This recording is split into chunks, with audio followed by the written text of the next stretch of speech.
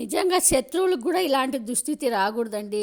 ఇలాంటి పరిస్థితి ఏ రాష్ట్రాలకు కూడా రాకూడదని కోరుకుంటున్నాను. ఎందుకంటే అసలు ఇది మన రాష్ట్రానికి పట్టిన దరిద్రమేమో తెలీదు. చంద్రబాబు నాయుడు ఎప్పుడొచ్చినా ఈ వరదలు లేకుంటే ఈ తుఫాన్లు వర్షాలు రావు, ఏదో ఒకటి నష్టం జరుగుతూనే ఉంటుంది.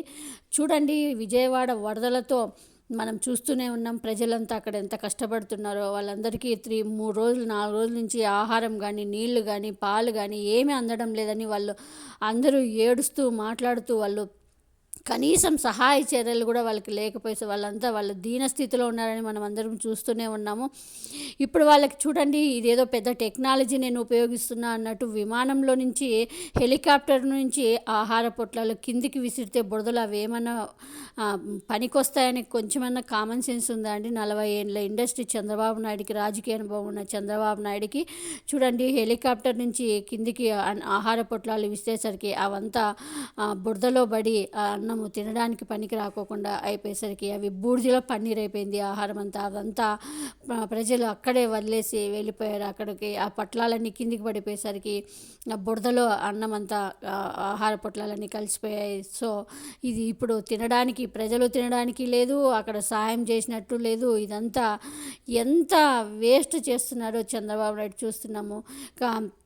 ఇప్పుడు ఎంతోమంది ఎన్నో ఎన్జిఓలు ఉన్నాయి, వాళ్ళందరినీ ఉపయోగించుకోవచ్చు, లేదా వాలంటీర్స్ని ఉపయోగించుకోవచ్చు, లేదా సచివాలయాలు చాలామంది ఉద్యోగస్తులు ఉన్నారని చెప్తున్నారుగా. వాళ్ళందరినీ ఇప్పుడు ఈ సహాయ చర్యలు లేదా ఎన్జిఓలకి పిలుపునిచ్చినా కూడా ఎన్నో ఎన్జిఓలు వస్తాయి, పిలుపుని వాళ్ళు సహాయ చర్యలు చేస్తారు. కానీ ఈయనే చెప్తూ ఉంటాడు, మా ఎన్టీఆర్ ట్రస్ట్ భవన్ ఉంది. మరి ఎందుకు ఎన్టీఆర్ ట్రస్ట్ భవనాలు?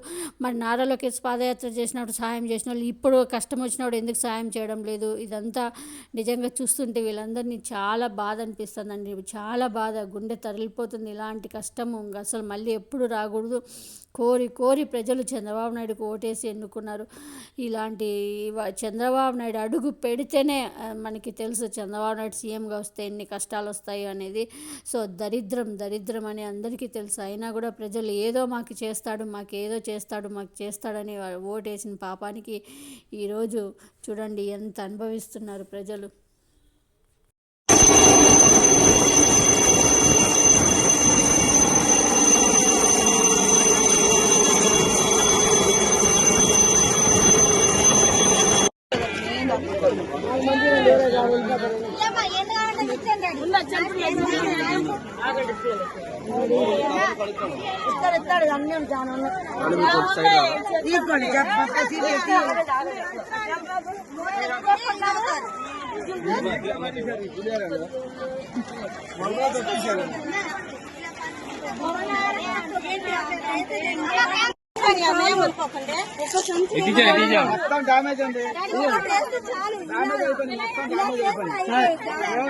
దుర్గా విజయ్ కుమారు ఎన్ని హెలికాప్టర్ తీసుకొచ్చి తెచ్చి అందరికి ఇవ్వడానికి కూడా కనీసం ఛాన్స్ లేకుండా బస్తాలు తీసుకెళ్ళిపోతున్నారు సార్.